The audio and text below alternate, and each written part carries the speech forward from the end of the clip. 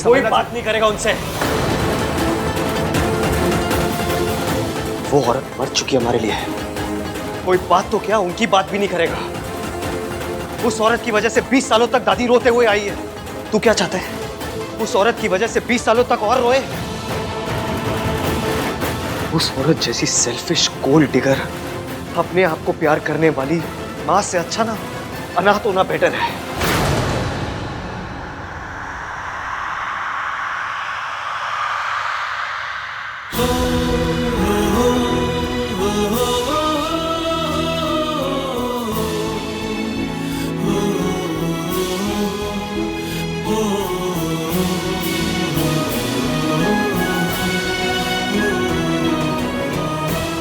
I'm sorry Soni, मुझे पता है तेरे लिए कितना मुश्किल रहा होगा,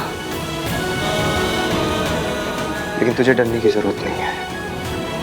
वो औरत तेरे आसपास भी नहीं आएगी कभी। तुझे कभी उसका सामना नहीं करना पड़ेगा। जब वो हमें छोड़ के गई थी उसकी सजा उसे आज तक नहीं मिली, लेकिन जब वो वापस आई है ना, उसकी सजा मैं दूंगा उन्हें।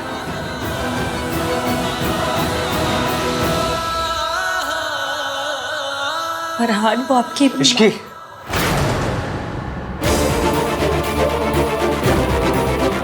उस औरत का नाम भी नहीं लेगा कोई इस घर में।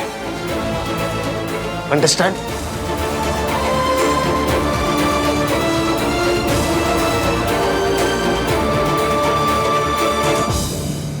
आहान कितने गुस्से में था। काश उसे सब सच पता होता। जिस हालत में भाभी थी ना, उस हालत में कोई भी औरत क्या कर लेती। गलती सावित्री भाभी की नहीं थी। भाई साहब इतनी बेरहमी से पेश आते थे कि भाभी को सब छोड़ के जाना ही पड़ा।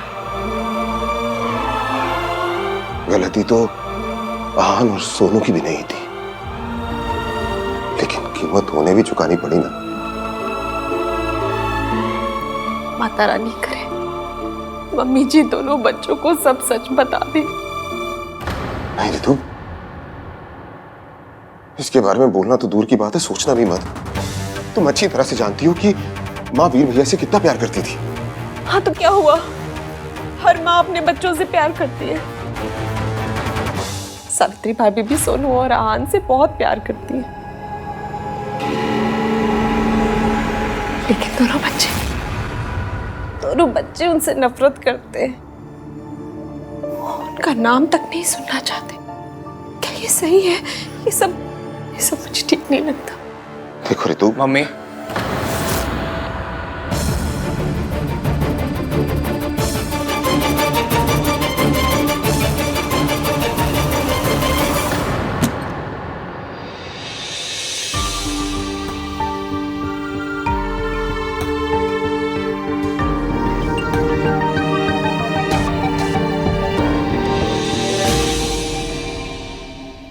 एवीएम आप ठीक तो है?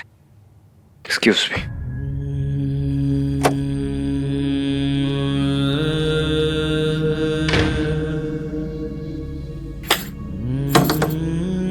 एवीएम मुझसे बात कीजिए, बाहर आइए। एवीएम,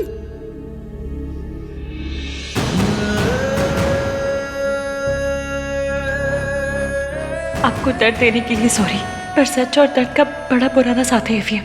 सच आता है तो दर्द भी उसकी अटैची पकड़ के साथ चला आता है। बस थोड़े दिन और, उसके बाद सिर्फ सच होगा, पर तब तक के लिए सॉरी। तेरी माँ तुझसे प्यार नहीं करती, वो सिर्फ दौलत से प्यार करती है।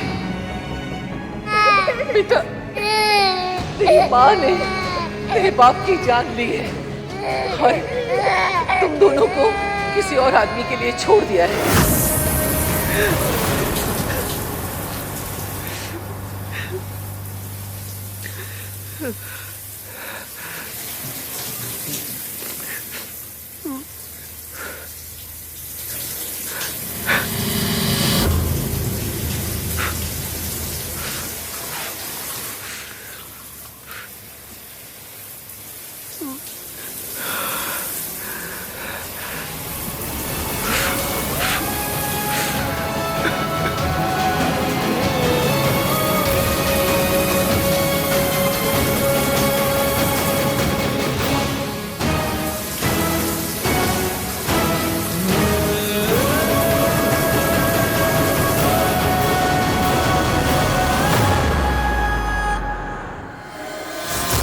वो कपड़े, हाँ वो कपड़े आ जाएंगे कल, मैं आयरन करके रखवा दूंगी। ठीक है, हम बाद में बात करते हैं ना। आप लोगों को लगता है कि मैं आइडियट हूँ? आप लोग प्रिटेंड करोगे कि सब नॉर्मल है और मैं मान लूंगा। आप लोग आन भाई की मॉम के बारे में बात कर रहे थे ना, तो मुझे देख के चुप क्यों हो गए? मम्मी, पापा, कुछ है क्या आप लोग जो मुझसे छुपा रहे हो? अगर आप हमसे कुछ छुपा रहे हैं तो प्लीज प्लीज से इट। अब हम बच्चे नहीं हैं। वी डिजर्व टू नो कि पूरी बात क्या है। कोई बात नहीं है कार्तिक, तो इसमें अपना दिमाग मत लगा। अब एक्स्ट्रा दिमाग है तो पापा क्या करूं? जिस तरह से वो वापस आई हैं, जिस प्लानिंग के साथ वो वापस आई, इट्स ऑब्वियस वो भाई और सोनू की लाइफ का पार्ट होना चाहती हैं। कार्तिक, ऋतु, उससे कोई फर्क नहीं पड़ता कि वो क्या चाहते हैं क्या नहीं। आहान नहीं चाहता कि वो उनकी लाइफ का पार्ट बने, बस बात खत्म।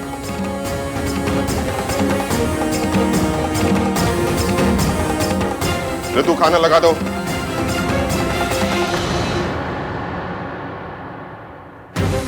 ऐसे कैसे खत्म? कुछ तो प्रॉब्लम है। बार बार ऐसा क्यों लग रहा है कि बड़े हमसे कुछ छुपा रहे हैं? इश्क बेटा, मुझे नहीं पता कि हम जो कर रहे हैं वो सही है या गलत। मैंने जाने अनजाने में मेरे बच्चे को बहुत दर्द दिया है और अब फिर उन्हें तकलीफ दे दी हूँ। कैसे है वो दोनों? बहुत दुखी है, पर आंटी जी ये तो होना ही था। आपको और उन्हें एक होना है तो इस दर्द से तो गुजरना ही पड़ेगा। सब मेरी वजह से हो रहा। आहान को कितनी तकलीफ हो रही है, उसका दिल फिर से टूट गया मेरी वजह से। आंटी जी आपको पता है, एक बार बचपन में ना मुझे फ्रैक्चर हो गया था, तो डॉक्टर अंकल ने कहा था कि हड्डी जब टूट के जुड़ती है ना तो पहले से ज्यादा मजबूत होती है। मेरा लाइफ का एक्सपीरियंस है कि दिल के साथ भी ना सेम टू सेम सीन होता है। जब टूट के जुड़ता है तो पहले से ज्यादा स्ट्रांग हो जाता है। आप देखना, आपके और ईवीएम के साथ भी ना सेम टू सेम होगा। दोनों के दिल टूटे हैं, पर अब जब जोड़ेंगे ना तो पहले से इतने ज्यादा पक्के होके जोड़ेंगे कि मैं क्या बताऊं। इतने पक्के कि दादी अपनी फुल ट्राई भी मारेंगी ना तो भी आपको तोड़ नहीं पाएंगी। भगवान करे ऐसा ही हो। मम्मी जी बहुत खतरनाक है, वो पलट के बाहर जरूर करेंगी। अपना ख्याल रखना।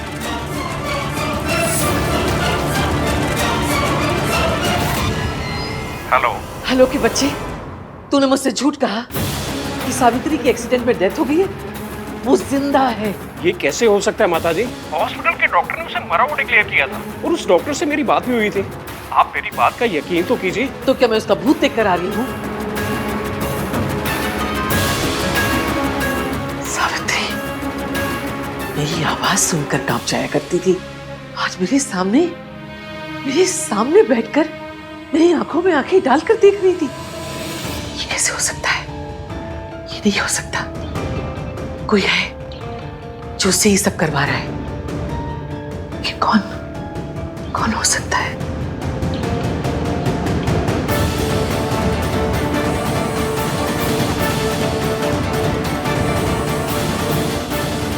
हेलो।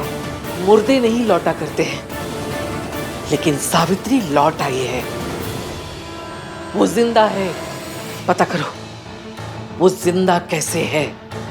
सावित्री रईस होने का ड्रामा कर रही है या उससे ये ड्रामा कोई करवा रहा है? कौन है? क्योंकि सावित्री तो कठपुतली है। पता करो इस कठपुतली की डोर किसके हाथ में है। मुझे चाहे जमीन आसमान एक करना पड़े करूंगी, लेकिन सावित्री तुझे इस घर में वापस नहीं आने दूंगी। एक बार तूने मेरे घर को तबाह किया है, अब दोबारा तबाही का मौका नहीं दूंगी तुझे।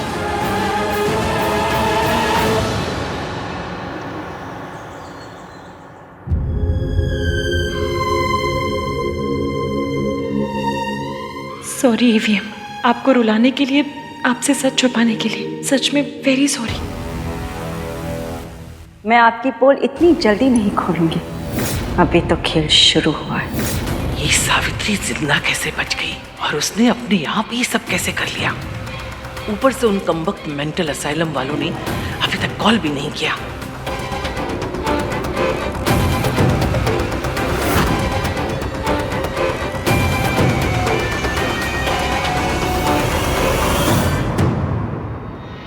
लगता है सब लोग अपने ही कमरे में हैं। अभी तक नाश्ते के लिए कोई तैयार नहीं हुआ है। मैं एक काम करती हूँ, जल्दी से मेंटल असाइलम जाती हूँ और पता करती हूँ उन लोगों ने सावित्री के बारे में क्या पता किया है। तुम सब बुस्तंडों ने सारी रात खराब कर दी, एक औरत की खबर तक नहीं ला सके। मैं पूछती हूँ सावित्री जिंदा कैसे बची? सारा प्लान मैंने बनाया था, सब कुछ समझाया था एक एक करके। तुम्हें तो उंगली पकड़ के चलना था बस। तुम कमबख्तों से वो भी नहीं हुआ। उस रात रिसोर्ट से तुमने ही किडनैप किया था ना सावित्री को? उसे बेहोश किया था, बांधा था, मारने ले जा रहे थे, फिर भी वो एक्सीडेंट में कैसे बच गई? जवाब दो।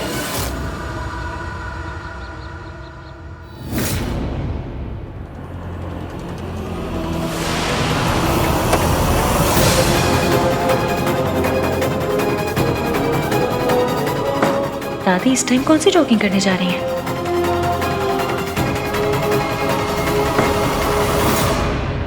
आपने जो जो कहा था वही किया हमने मैडम जी। उसको मारने के लिए जा रहे थे कि एक्सीडेंट हो गया। उस एक्सीडेंट में हम भी जख्मी हो चुके थे। जब हम हॉस्पिटल पहुंचे वो डॉक्टर ने बोला वो मर गई। या तो डॉक्टर ने तुमसे झूठ बोला या तुमने मुझसे झूठ बोला, क्योंकि सावित्री मरी नहीं, वो अब तक मेरी छाती पर मुंह डालने के लिए जिंदा है।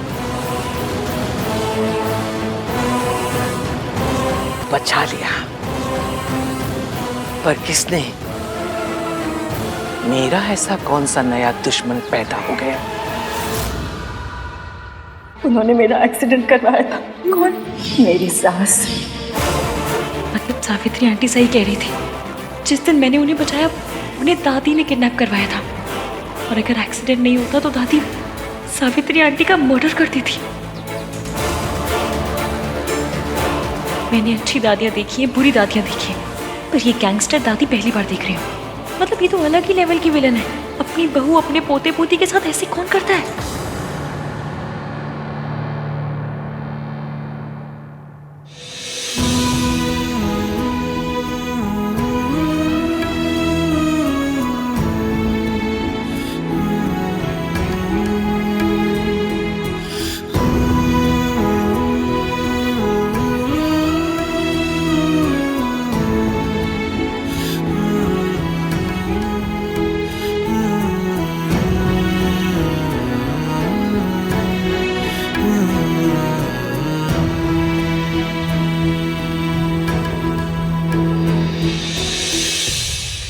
सॉरी, कल मैंने गुस्से में तुझे बहुत कुछ बोल दिया। भूल गया कि तेरे लिए भी कितना मुश्किल रहा होगा। लेकिन मैं बिल्कुल ठीक हूँ भैया, आई एम फाइन।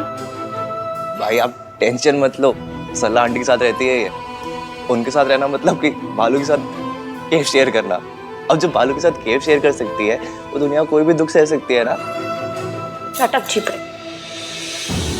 अब ऐसा है गाइस कि जो भी है जैसा भी है तीनों मिलकर देख लेंगे ना।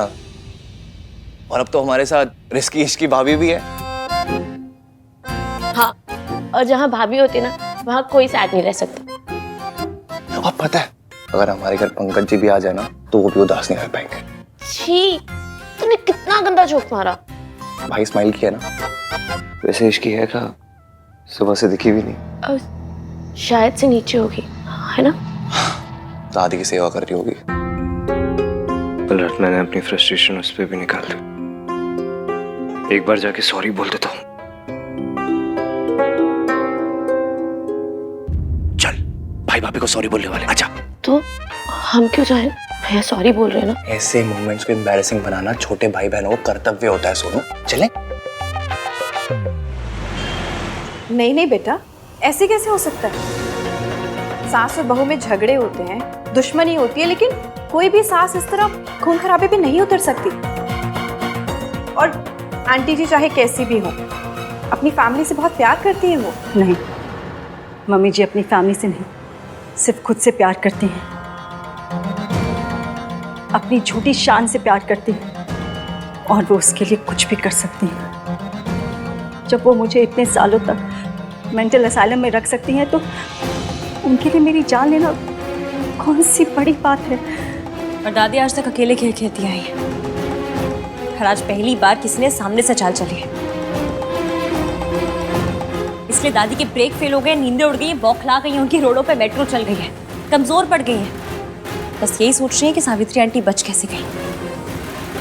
इस बार भी उन्हें मुझ पर ही शक हुआ होगा। आहान के पापा का दोस्त होते हुए भी मैंने कई बार सावित्री को उसकी मार से बचाया था। इस बार तो उनका इल्ज़ाम बिल्कुल सच में बदल गया, क्योंकि बच्चे तो यही सोचते हैं कि मैंने उनके बाप को धोखा आपके लिए दिया है। आंटी जी अपने बच्चों की जिंदगी में आए बिना आप उन्हें सच नहीं बता सकती थी, और ये झूठ बोले बिना आप उनकी जिंदगी में नहीं आ सकती थी। अब आ गई है तो बस सब सही हो जाएगा। ईवीएम के लिए दादी की हर बात सच है, इसलिए अब हमें दादी के मुंह से उनका सच उगलवाना होगा। उन्हें इतना कमजोर करना होगा कि दादी खुद अपने मुंह से अपना सच बोलते हैं। इश्की बिल्कुल ठीक कह रही है। इतने साल असाइलम के टाइम मुझे पता ही नहीं चला कि तुम कहाँ गायब हो गई थी सावित्री। अब हम सब हैं एक साथ, दादी का सच सामने ला के रहेंगे।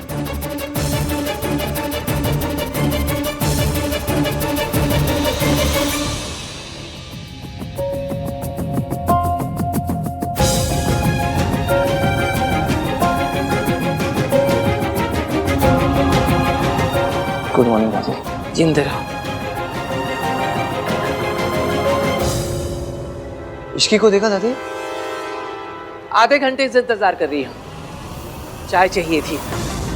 उड़ने वाला घोड़ा मिल सकता है, काम करते समय इश्की नहीं मिल सकती। रियली दादी, उड़ने वाला घोड़ा? आपको चाय पीनी है ना, भोला से बोल दीजिए। ओए, दो बहुओं के रहते हुए मैं नौकर के हाथ की चाय पीऊंगी? बहू कहाँ है पहले वो बता। मम्मी जी, ये रही आपकी बहू और ये रही आपकी गर्मा गर्म चाय। मेरी बहू तो आ गई, तेरी बहू कहाँ है? या कहीं की कलेक्टर नहीं है वो, या काम करते समय उसके हाथ में मेहंदी लग जाती है? मम्मी जी, आप इतनी टेंशन क्यों ले रहे हो? अपने मायके गई होगी और क्या। मायके ही जाना था तो शादी क्यों की? मुझे तो लगता है मौसी का नाम लेके वो यहाँ वहां घूमती रहती है।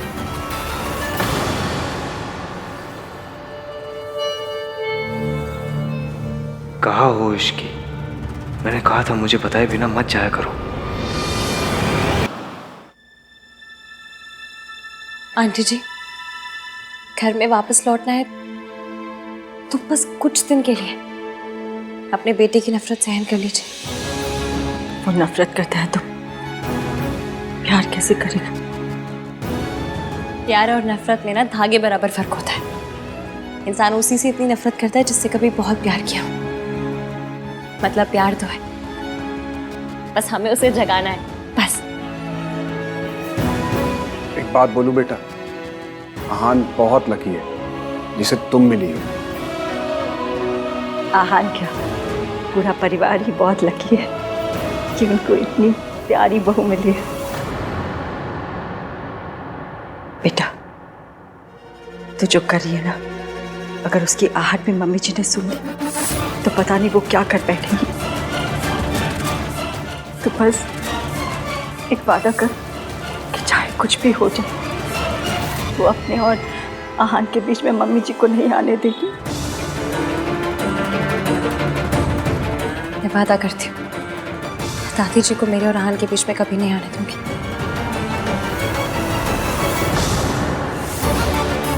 सियाप्पा, मैं तो फिर बिना ईवीएम को बताया आई हूँ। मैं चलती हूँ, ईवीएम वेट कर रहे होंगे मेरा। Bye bye.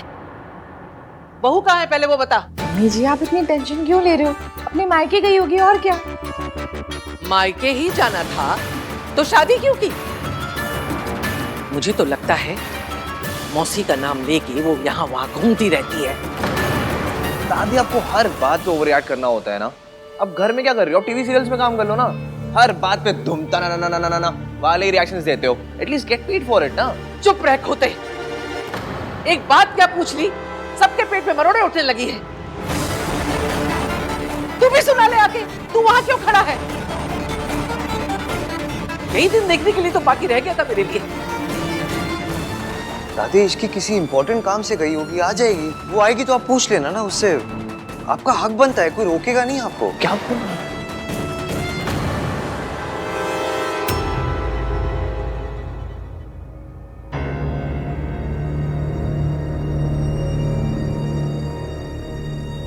सबके फेस पे 12 बजे हुए हैं। लगता है दादी ने फिर मेरे नाम पे कोई बिल फाड़ा है।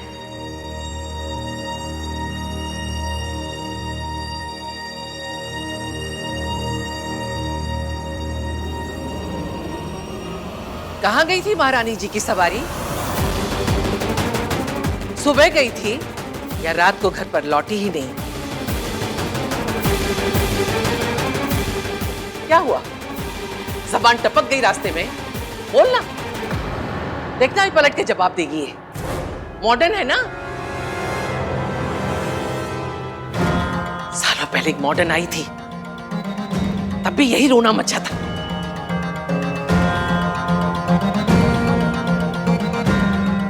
एक आई थी जो घर की इज्जत को आग लगा के चली गई, और दूसरी माचिस लेके तैयार खड़ी है। दादी क्या क्या बोले जा रहे हो आप? यू नो इसकी ऐसी नहीं है दादी। ऐसी नहीं है तो पूछो इससे कहाँ गई थी बिना बताए। अरे मुझे नहीं बताया, कोई बात नहीं। बड़ों की इज्जत नहीं करती है, जानती हूं मैं, लेकिन कम से कम अपने पति को तो बता के जाती।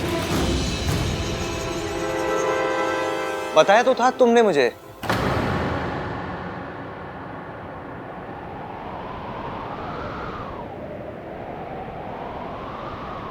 कल बता के ही गई थी। मैं आपको बताना भूल गया दादी, इसने मुझे बताया था, भूल ही गया मैं। झूठ, इसके लिए तो झूठ भी बोलने लगा। सालों पहले तेरा बाप भी इसी रास्ते से गया था, और हम सब जानते हैं ये रास्ता हमारे खानदान के ऊपर जाके खत्म हुआ था। बीवी है तेरी, काबू में रख। कभी नहीं भूल सकती, तेरी माँ हम सबको छोड़ के, मेरे बेटे को खा के, सब बर्बाद करके खुद ऐश कर रही है। जो मेरे बेटे के साथ हुआ ना, मैं अपने पोते के साथ नहीं होने दूंगी। पता नहीं कहां कहां गुल खिलाकर आई है। गुल खिलाकर नहीं आई हूँ, आपके पीछे गई थी।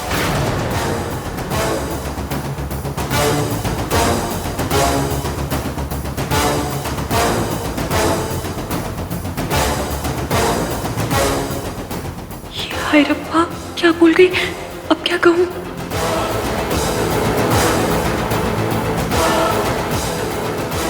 मैं सुबह सुबह पानी पीने किचन में आई तो मैंने देखा दादी जी कहीं बाहर जा रही थी। मुझे इस घर में सबसे ज्यादा चिंता दादी की लगी रहती। सब सो रहे थे तो मुझे नहीं समझ में आया कि मैं सबको उठाऊं या क्या करूं। दादी को रोकती तो वो नाराज हो जाती, इसलिए मैं इनके पीछे चली गई, ताकि रब ना करे अगर रास्ते में इनकी तबीयत खराब हो गई, कुछ ऊंच नीच हो गई, तो मैं कम से कम हेल्प तो कर सकूं। हे भगवान, ये मेरा पीछा कर रही थी, कहीं इसने मुझे आश्रम जाते तो नहीं देख लिया। मैं तो बस मैं बहुत डर गई थी। मुझे लगा कि दादी अपने साथ कुछ कर ना ले। होता है इस उम्र में, ओवर इमोशनल हो जाते हैं, दिमाग भी आना पोना काम करता है ना। मैं जानती हूँ आप दादी से कितना प्यार करते हैं। अगर इन्हें कुछ हो जाता तो मैं आपको क्या मुंह दिखाती। इसलिए बस इनके पीछे चल पड़ी।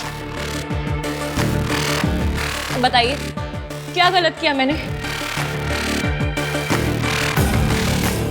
दादी इस घर की जान है, और इस घर की जान जा रही होगी तो मैं चुपचाप बैठे बैठे देखती रहूं सिर्फ? इतनी बुरी बहू नहीं हूं मैं।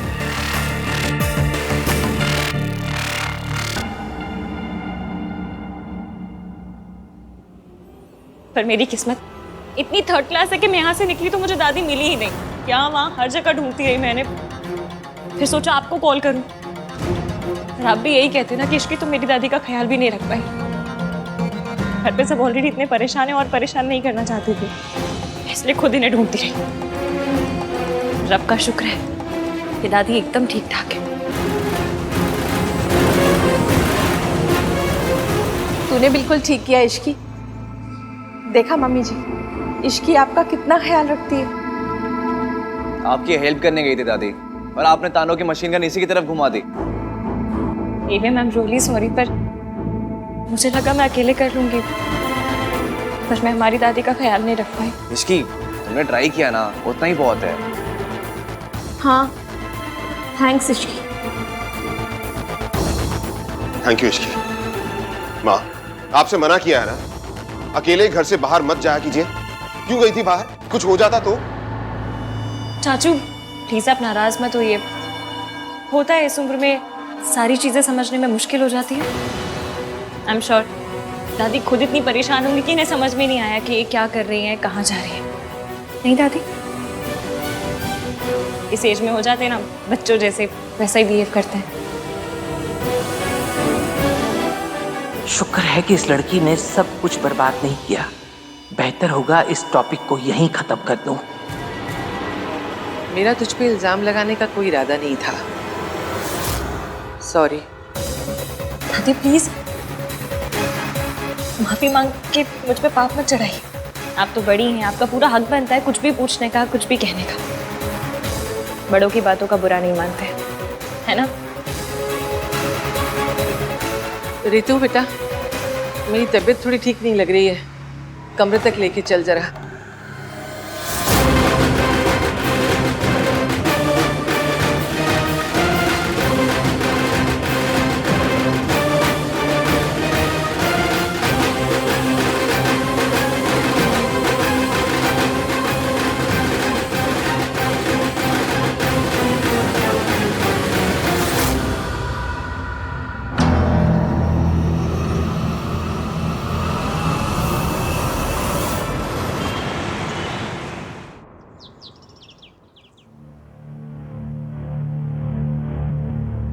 देख लिया हान की माँ, इससे गिरी हुई औरत ना मैंने सारी जिंदगी में नहीं देखी। अरे ये खानदान ही ऐसा है, अजीब अजीब बहुओं को चुन के लेकर आते। मुझे तो ना हमेशा से ये लगता था कि माँ का कुछ तो असर ना बेटी पे आया ही होगा। हाँ मॉम प्लीज, बोलने से पहले सोचा तो कीजिए। आप सोनू की मॉम के बारे में बात कर रही हैं, उसे कितना बुरा लगेगा। अरे तो लगना ही चाहिए, जिसकी माँ ऐसी हो ना उसकी गर्दन तो सारी जिंदगी झुकी ही रहनी चाहिए। अरे ये खानदान से रिश्ता करने से तो अच्छा होता हम अपनी इज्जत पे ना खुद ही मिट्टी का तेल छिड़क के आग लगा देते। इस खानदान ने ना हमारी इज्जत के टोटे टोटे कर दिए। हम ये खानदान के इज्जत के टोटे टोटे ना आपने खुद किए हैं। अगर कॉन्ट्रैक्ट साइन करके आनंद भैया को हायर कर लिया होता ना तो ये सब होता ही नहीं। ना आपको अपना खून जलाना पड़ता और ना ही उस फैमिली को अपना सबसे बड़ा दर्द फिर से दोहराना पड़ता। लो जी, मेरी बहू की माँ गैर मर्द के साथ अय्याशी करे और मेरा बेटा उसे छोड़ के मुझ पे अटैक करे, बस यही दिन बाकी रह गया था। हे भगवान उठा ले मुझे, मेरा बेटा मेरे खिलाफ हो गया है। मॉम प्लीज स्टॉप, ये सब क्या ड्रामा है यार। देखिए मॉम, ये अपने ओवर द टॉप रिएक्शंस और उस फैमिली के मैटर्स के बीच में बोलना दोनों के दोनों बंद कीजिए। जो कुछ भी हुआ वो उस फैमिली का पर्सनल मैटर है। अगर आप फिर भी बीच में बोलेंगी तो तू क्या कर लेगा? तो मैं सोनू को लेकर ये घर छोड़कर चला जाऊंगा। लो जी, बदचलनी करे सोनू की माँ, घर छोड़े मेरा बेटा। वाह, मैं कुछ बोलूंगी ही नहीं, देता घर छोड़ के जाऊंगा, घर छोड़ के जाऊंगा।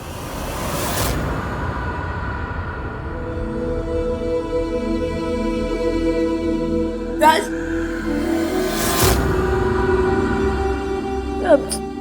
I'm sorry Raj, I'm really sorry। मुझे नहीं पता था कि तुम मेरे लिए अपनी मॉम से इतनी लड़ाई करते हो।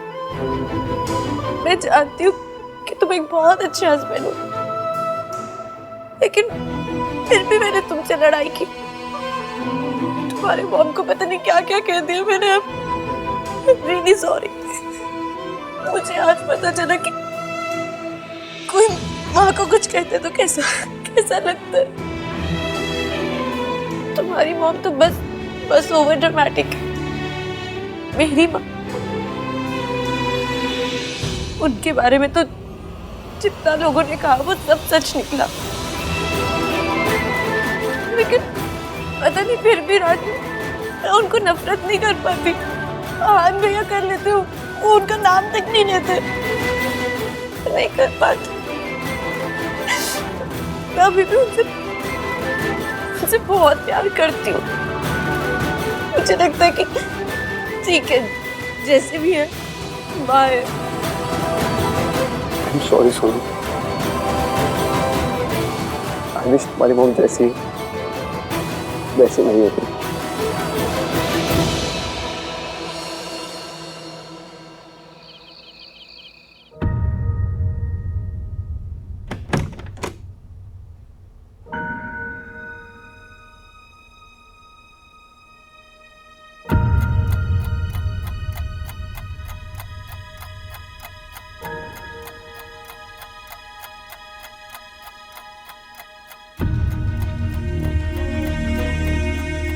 मम्मी प्लीज देख लेना कि ईवीएम सही से सोए।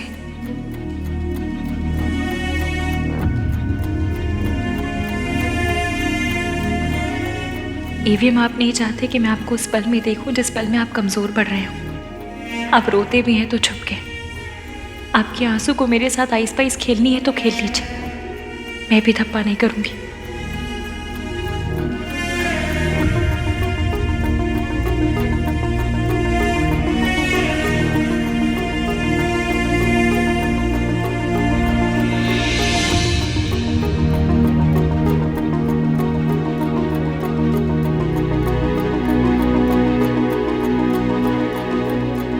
Thank you.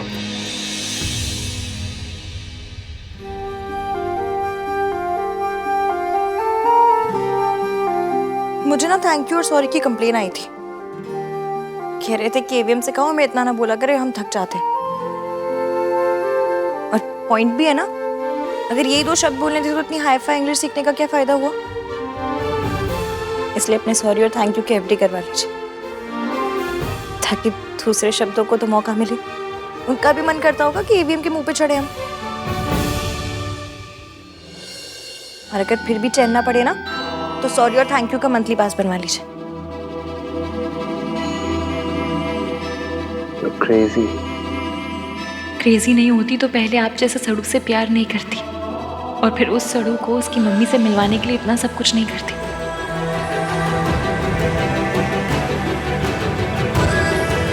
क्या सोच रही हो? बस यही सोच रही हूँ कि आपको ऐसा क्यों लगता है कि लड़कियां हमेशा स्ट्रांग होनी चाहिए। मतलब अगर थोड़े बहुत इमोशंस दिखा भी दिए, थोड़ा सा रो भी दी तो क्या हो जाएगा, आपकी माचो वाली इमेज पे डेंट हो जाएगा। इमोशंस ही हैं, कोई अरेंज मैरिज के रिश्ते नहीं जो जेंडर देख कर आएंगे। तो अगर थोड़ा रोना आए भी तो रो लीजिए, तब भी इतने माचो रहेंगे।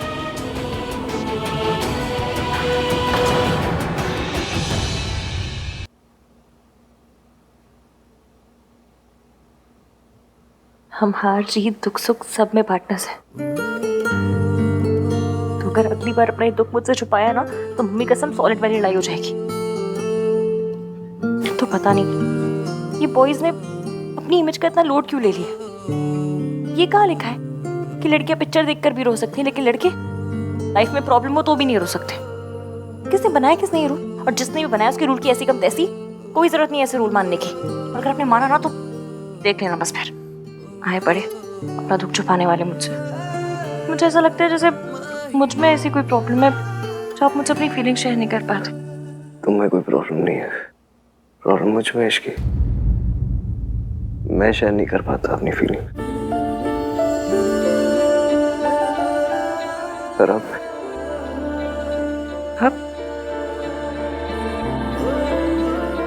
ट्राई मारूंगा।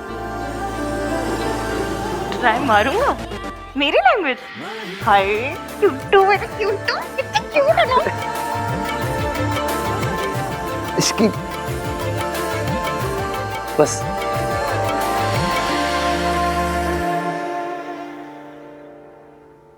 Thank you.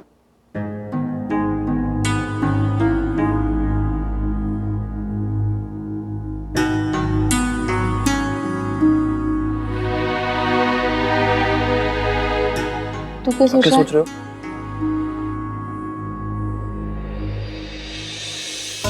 मुझे पता है तू भी यही सोच रहा है। रब जाने हम ये सिचुएशन कैसे हैंडल करेंगे।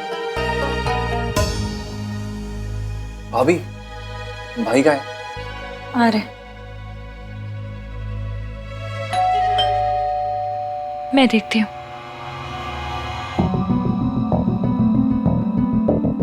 क्या है? एवीएम के नाम से आया है क्या? पता नहीं, सील बंद है। खोल के देखो। हाँ, आपने परमिशन दे दी, आहान से तो पूछ लो। खोलो उसे। वैसे भी आहान तुझे किसी काम के लिए मना कहाँ करता है। बात तो सही है आपकी। आहान, ये आपके लिए है। खोलो। आप ही खोलिए। कोई पेपर्स है?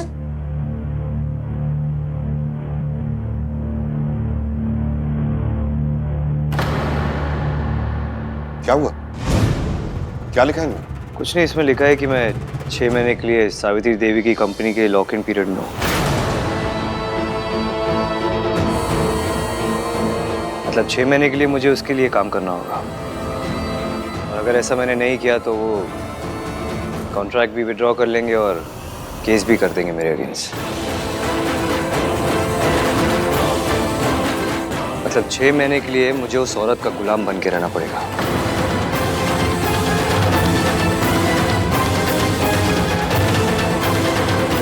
सावित्री करना क्या चाह रही है?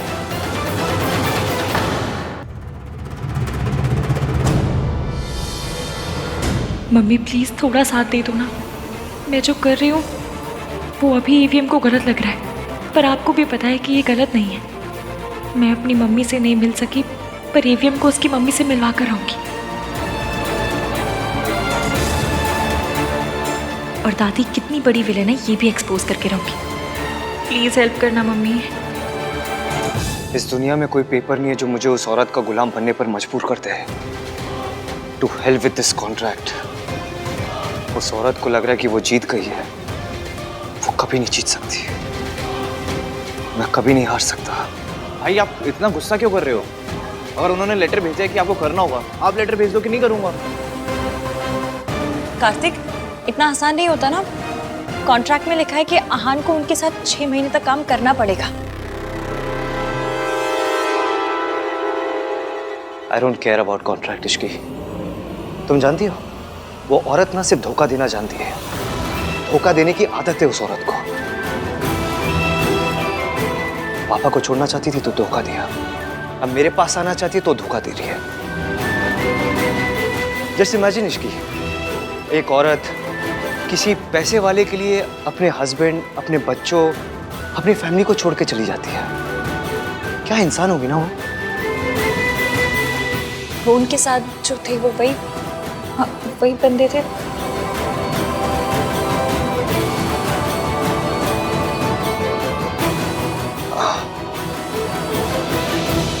पर एक बात बताइए, अगर वो पैसों के लिए आप सबको छोड़कर गई थी तो फिर अब वापस क्यों आना चाहती है?